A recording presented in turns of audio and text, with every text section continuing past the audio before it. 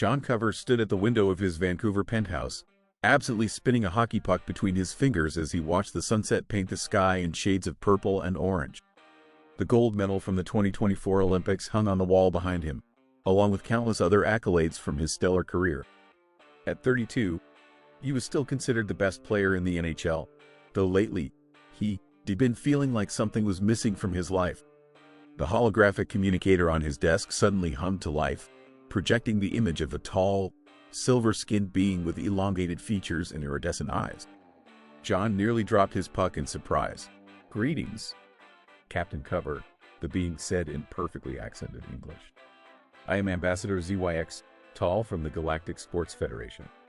They've been monitoring Earth sports for some time, and hockey has particularly caught our attention." John blinked several times, wondering if he'd fallen asleep watching sci-fi movies again. Thank you." The ambassador's expression shifted into what might have been a smile. "We would like to formally invite Earth to participate in the first all-galactic ice hockey championship, to be held on the planet Crystallos in 3 Earth months. As Earth's most accomplished player, we'd like you to captain your planet's team." John sat down heavily in his chair. "All galactic? You mean there are other planets that play hockey?" "Indeed. 17 civilizations currently participate in variations of what you call ice hockey. The basic rules are remarkably similar across cultures. The championship will use standardized rules that have been carefully adapted to accommodate various species' physical characteristics." As the ambassador continued explaining, John's mind raced with possibilities. This wasn't just another tournament. This was a chance to make history, to be the first human to compete against beings from other worlds. "The championship will be hosted by King Frost, of Crystallos," the ambassador continued. "His planet is renowned for its ice sports and crystal technologies.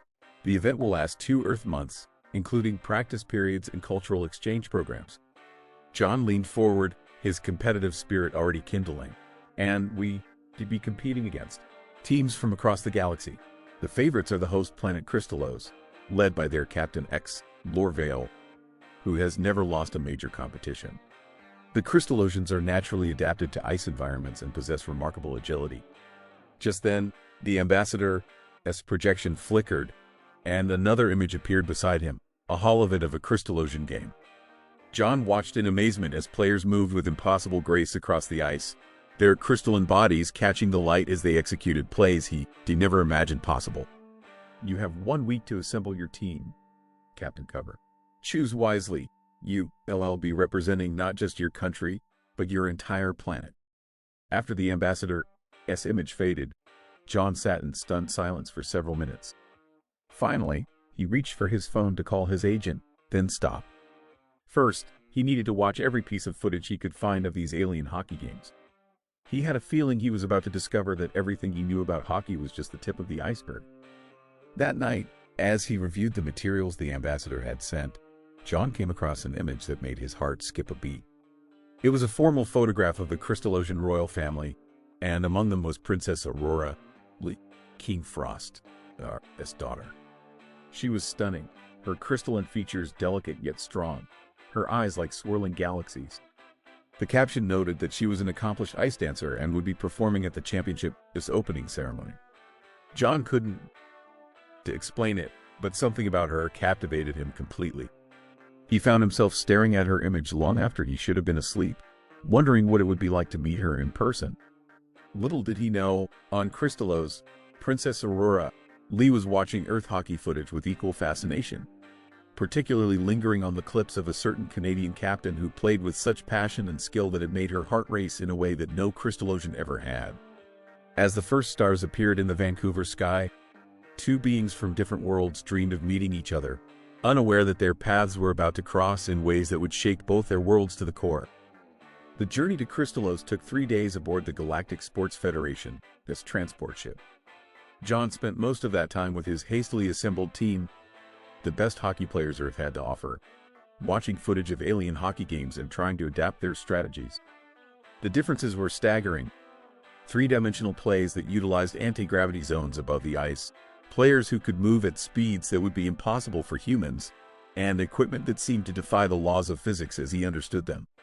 "We're going to get destroyed out there," muttered Mike Chen, Earth, a star defenseman, as they watched a Crystalosion player phase through what appeared to be solid ice. Maybe, John replied, his eyes fixed on the holographic display. But they've never seen how humans play either. We've got something they don't. Creativity, adaptability, and centuries of playing against the odds. The ship descended through Crystallo's atmosphere, revealing a world that seemed carved entirely from ice and crystal. The capital city, Luminara, was a sprawling metropolis of geometric spires that caught the light of 3 moons and scattered it in rainbow patterns across the landscape. The stadium where they would play was a massive structure that appeared to be carved from a single piece of diamond-like crystal, with seating for over 1 million spectators. As Earth's team disembarked, they were greeted by a delegation of Crystalosion officials. His heart nearly stopped when he saw Princess Aurora Lee among them. In person, she was even more striking than in the images he studied. Her crystalline skin had a subtle iridescence that shifted with her movements, and her eyes really did contain what looked like swirling galaxies. "Welcome to Crystallo's, Captain Cover," she said, her voice musical and clear as crystal wind chimes. "I trust your journey was comfortable?" John tried to maintain his professional composure, but he couldn't help noticing how her eyes lingered on his for a moment longer than necessary. "Very comfortable, Your Highness. We're honored to be here. Please call me Aurora," she said, then quickly added, "All of you, that is. We want our guests to feel at home here."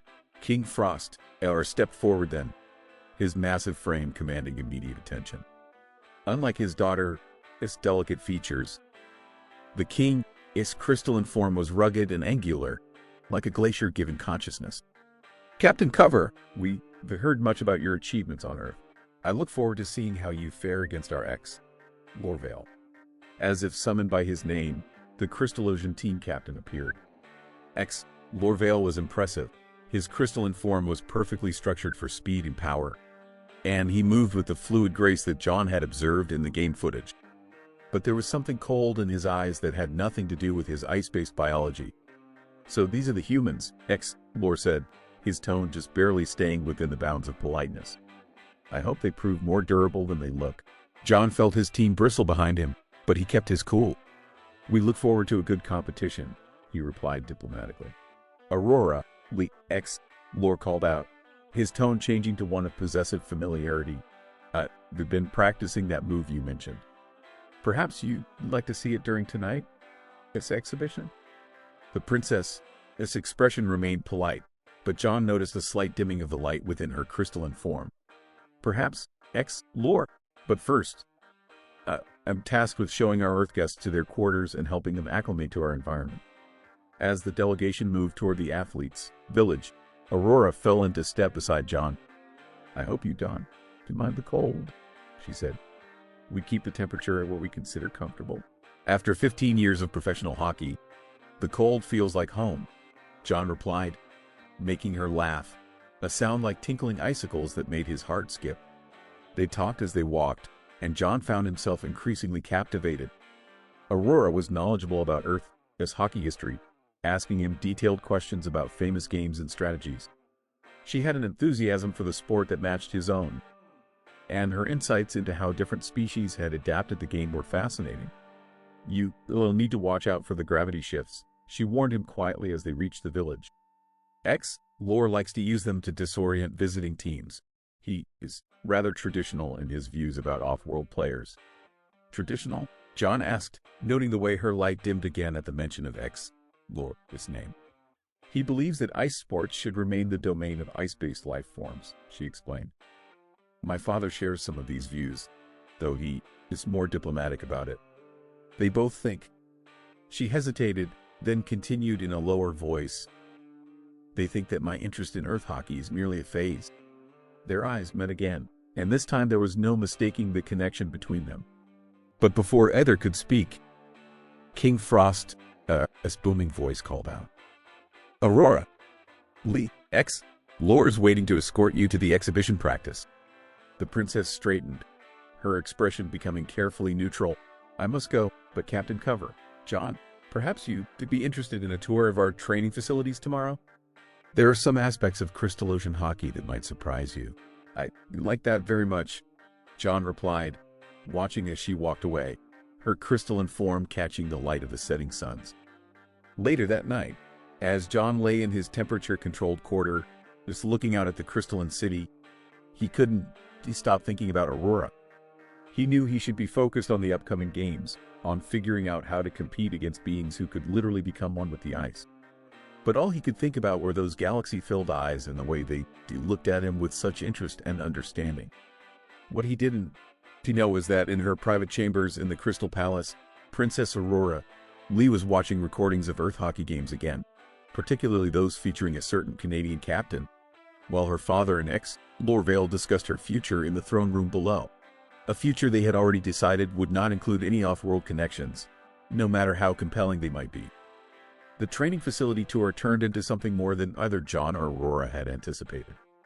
As she showed him the complex anti-gravity practice zones and crystal-enhanced ice surfaces, their conversation flowed naturally from hockey to their lives, dreams, and the weight of expectations they both carried.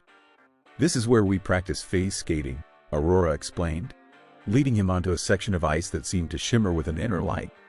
"It is a technique that allows crystalloceans to partially merge with the ice itself." I've been wondering about that," John said, watching as she demonstrated, her form becoming slightly translucent as she glided through what appeared to be solid crystal barriers. "How are we supposed to compete against something like that?"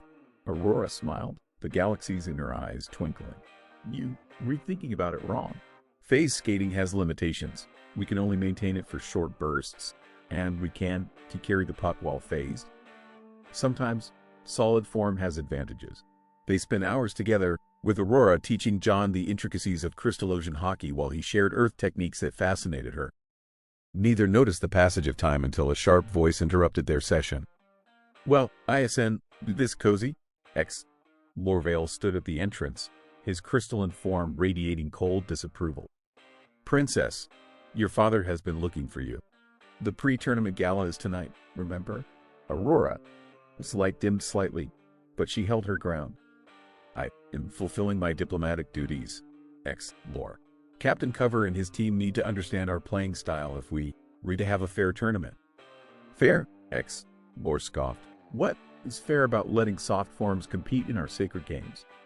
He turned to John. "No offense, Captain, but some traditions shouldn't be diluted." Before John could respond, a loud crack echoed through the facility. The crystal barrier between practice zones had developed a spiderweb of fractures, a physical manifestation of the tension in the room. That evening, this gala was a spectacular affair, with representatives from all 17 participating worlds gathering in the Grand Crystal Ballroom. John and his teammates cleaned up well, their formal attire drawing appreciative glances from various alien species. But John had eyes only for Aurora, who entered wearing a gown that seemed woven from starlight and ice. The princess was officially escorted by Lord, but throughout the evening, she found ways to spend time with John. They danced once, a diplomatic necessity, she claimed, but the way they moved together, human warmth and crystalline grace in perfect harmony, caught every eye in the ballroom. King Frost watched from his throne, his expression growing stonier with each passing moment. When Lord approached him later, the king was already forming plans. The tournament began the next day. Earth's team faced the Andromedans in their first match, and despite the challenges of adapting to three-dimensional play, they won decisively. John's leadership and quick thinking helped them overcome their physical limitations, using the gravity zones to set up plays that even the crystalloceans hadn't considered. "Remarkable," Aurora said, finding John after the game. "You've taken our techniques and transformed them into something entirely new." "Your training helped," he replied, very aware of how close they were standing. "I never would have thought of using the phase zones to redirect shots if you hadn't explained the physics." Their conversation was interrupted by the announcement of the next match, Crystallos versus the Martian colony team. Lord Vale put on a devastating performance, leading his team to a brutal victory that sent 2 Martian players to the medical bay. "He's showing off," Aurora said quietly to John as they walked. "Trying to intimidate your team before you face each other. Is that why he keeps looking up at the royal box between plays?" Aurora, the light flickered, and what John had learned was her equivalent of a blush. He has been persistent in his attentions. My father encourages it. They believe a union between Crystallos, as greatest hockey player, and the princess would strengthen our sporting traditions. And what do you believe? John asked, his heart pounding. Before she could answer, King Frost, AR's voice boomed across the stadium, announcing a special exhibition match scheduled for the following day, Earth versus Crystallos, outside the official tournament brackets. A friendly demonstration, he called it, but his tone suggested otherwise. That night, Aurora came to John's quarters, breaking about a dozen royal protocols. You shouldn't accept the exhibition, she said without preamble. It is a trap. Father and Lord want to humiliate your team to prove that humans don't belong in the tournament. John reached out, hesitating only briefly before taking her crystalline hand in his. Where he expected cold, he felt a pleasant coolness, and something like an electric current passed between them. Let them try, he said softly. Some things are worth fighting for. Aurora. His light brightened intensely for a moment, and the galaxies in her eyes seemed to spin faster. John, she whispered, leaning closer. Their first kiss was like nothing either had experienced. Fire and ice, softness and crystal. Two fundamentally different forms of life finding impossible harmony. Neither noticed the security drone hovering outside the window, transmitting everything back to the king, his private chambers. In the darkness of his throne room, King Frost watched the footage with growing anger, his massive form casting sharp shadows. Lord, he called to his captain, who stood waiting in the shadows. Tomorrow, show them all why some barriers should never be crossed. As the three moons of Crystallos cast their light over the sleeping city, two worlds were on a collision course. Tomorrow would bring either triumph or disaster, and for John and Aurora, everything they never knew they wanted hung in the balance. The exhibition match was scheduled for high noon, when all three of Crystallos' sons would be at their peak. The stadium was packed beyond capacity, with holographic projections allowing overflow crowds to watch from the crystal-paved streets of Luminara. The atmosphere was electric, with tension crackling through the air like static on ice. In the Earth team's locker room, John finished adjusting his modified crystal tech equipment while addressing his nervous teammates. They were trying to prove we don't belong here, he said, looking each player in the eye. But they got something they don't expect. They got heart. And we got nothing to lose. Mike Chen spoke up from his corner. We also got their princess on our side, he said with a knowing smile. The whole team is behind you, Cap, both on and off the ice. John was about to respond when there was a commotion at the door. Aurora burst in, her crystalline form pulsing with agitation. John, I had to warn you, they modified the gravity zones. Lord has been practicing with the new configurations for weeks, but Father only approved them for use this morning. Isn't that against regulation? Mike asked. Not technically, since it's an exhibition match, Aurora explained. But the changes make the gravity shifts much more extreme. We're hoping you'll be completely disoriented. John took her hand, no longer caring who saw. Thank you for warning us. We'll find a way to adapt. There's more, she said, her voice dropping. Father has announced that after the match, he'll be revealing my engagement to Lord. He is trying to force my hand to end. She gestured between them, her light dimming to nearly transparent. Before John could respond, a thunderous voice echoed through the corridor. Aurora! King Frost stood in the doorway, his massive form blocking the light. You disgrace yourself and your crown, sneaking into the opponent's chamber like a common spy. Father, silence. The king's roar caused crystal shards to rain from the ceiling. You will return to the royal box immediately. And he turned to John, his eyes like frozen stars. You will learn your place in this universe, human. The game that followed was unlike anything in the history of hockey, Earth or otherwise. From the first face-off, it was clear that Lore and his team weren't just playing to win. They were playing to destroy. They used the modified gravity zones to send Earth players spinning through the air. Their shots came in at impossible angles, and their checks threatened to shatter bones. But John's team wasn't going down easily. Using the techniques Aurora had taught him, combined with classic Earth hockey strategy, they managed to stay competitive.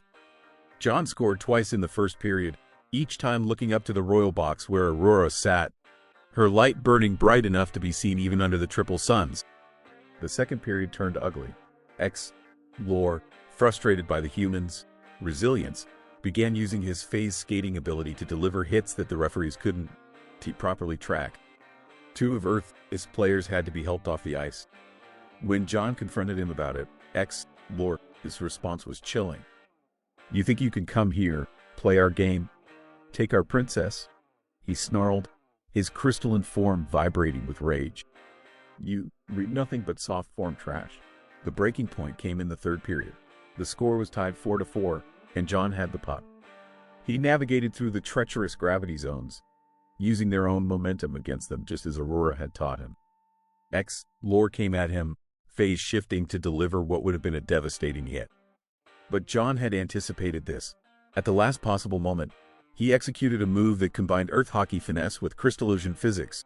He used the gravity zone to lift himself just enough that Lore's phase shift carried him straight through empty air. The crystallosion captain, unable to stop his momentum, crashed into his own bench. The stadium erupted in chaos. Earth scored on the play, taking the lead with minutes remaining. Lore, enraged beyond reason, grabbed a phase crystal from the bench, an illegal piece of equipment that would allow him to phase shift anywhere on the ice. Lore, no! Aurora's voice rang out across the stadium. She had left the royal box and was running toward the ice, her father's angry shouts following her. What happened next seemed to unfold in slow motion. Lore, phase crystal in hand, charged at John with murderous intent. John, seeing the danger but unable to move in time, braced for impact. Aurora, reaching the ice's edge, did something that hadn't been done in 10,000 years of crystallosion history. She phase shifted through the barrier and threw herself between them. The collision was spectacular. The phase crystal shattered, releasing its energy in a blinding flash. When the light faded, Aurora lay on the ice, her crystalline form flickering dangerously dim. Lore stood frozen in horror at what he'd done. And John, human heart pounding, did the only thing he could think of. He knelt beside her and took her hand, not caring about the cameras, the crowd, or the king who was now rushing toward them. The universe seemed to hold its breath as Aurora's light flickered between life and death, with only the warmth of John's hand and the strength of his love standing between her and the eternal cold of crystal sleep. The medical bay of the Grand Crystal Stadium hummed with unusual energy as the finest crystalline healers on the planet worked to stabilize Aurora's flickering life force. John hadn't left her side, despite numerous attempts by royal guards to remove him. What surprised everyone was that King Frost hadn't ordered him forced out. Instead, the king stood at the window, watching intently as his daughter's light continued to pulse weakly in sync with John's heartbeat. The old king finally spoke, his voice uncharacteristically soft. When Aurora was newly formed, she had trouble maintaining her crystal stability. The healers said she might not survive her first cycle, but she did something unprecedented. She adapted, developed her own unique crystalline pattern. He turned to John. "Rather like what you did with our hockey techniques." John kept his eyes on Aurora, but he responded carefully. "Your Highness, I know not what you wanted for her." Frost interrupted. "What I wanted was for my daughter to maintain our traditions, to be a proper crystallosion princess. What I wanted was to preserve our ways." He moved closer to Aurora's bed. "What I failed to see was that sometimes preservation requires adaptation." The king reached out and placed his hand on the other side of Aurora's crystalline form. To everyone's amazement, her light began to strengthen, but it wasn't returning to its original pattern. Where her crystal structure had once been purely geometric, new, organic-looking swirls began to appear, a perfect fusion of crystalline precision and human fluidity. Aurora's eyes opened, the galaxies within them spinning faster than ever. "John," she whispered. "I'm here," he replied, his voice thick with emotion. "As am I, daughter," Frost said. "And I owe you an apology, both of you." The king straightened to his full height, addressing not just them but the healers and guards as well. "Today I witnessed something I thought impossible, a human mastering our techniques. not by copying them, but by adapting them into something new. And I saw my daughter risk everything to protect what she believed in. He paused, his crystalline form shifting in what appeared to be embarrassment. Perhaps it is time for some of our traditions to evolve. The news spread quickly through the Crystal City. Lorvale had been disqualified and banned from professional hockey for his illegal use of the phase crystal. The exhibition match was officially recorded as a victory for Earth, but that seemed less important now. What captured everyone's attention was King Frost's next announcement. The tournament was restructured. Instead of separate species competing against each other, the king proposed mixed teams, combining the strengths and abilities of different races. The idea faced initial resistance but was won over when John and Aurora demonstrated a new style of play they had developed together, one that utilized both human adaptability and crystallization phase shifting in ways that made the game more exciting than ever. 2 months later, as the first All-Galactic Championship reached its conclusion, the stadium was packed once again. But this time, the crowd watched in awe as teams composed of multiple species played together in perfect harmony. The final game saw John and Aurora on the same team. She had given up her royal box seat to play alongside him, leading a mixed squad of humans, crystallosians, and 3 other species to victory. The award ceremony was interrupted by an unexpected announcement from King Frost, AR. Today we celebrate not just athletic achievement, but the breaking down of barriers we thought unbreakable. In that spirit, I have another announcement to make. He turned to John and Aurora. Captain Cover, you have proven that the warmth of the human heart can indeed coexist with the cool precision of crystal. My daughter, this light has never shone brighter than when she is with you. You have my blessing. Should you still desire it? John looked at Aurora, whose crystalline form was practically radiating joy. I think, he said with a smile, we might need to invent some new traditions. The wedding that followed was unlike any in Earth or Crystallosian history. The ceremony combined Earth customs with Crystallosian rituals, creating something entirely new, much like the couple themselves. When they kissed, Aurora's light merged with John's natural warmth, creating a display that could be seen from orbit. Years later, young hockey players across the galaxy would tell stories about the human captain who fell in love with a crystal princess, and how their love changed not just a game, but the way different species viewed each other. The All-Galactic Hockey League became a symbol of unity, where differences were celebrated and new possibilities were born. And if you visit the Great Crystal Stadium today, you'll find a statue in the main concourse, a human and a crystallosian, hands clasped, a hockey stick between them. The plaque reads, "To John and Aurora Cover, who taught us that the greatest traditions are the ones that make room for change." Their daughter, the first human crystallosian hybrid in history, grew up to become a legendary hockey player herself. But that is another story entirely. Thank you for watching. If you enjoyed this story, don't forget to subscribe so you don't miss new chapters. And leave a comment. Your thoughts and feedback mean a lot to us. Together, we explore new horizons.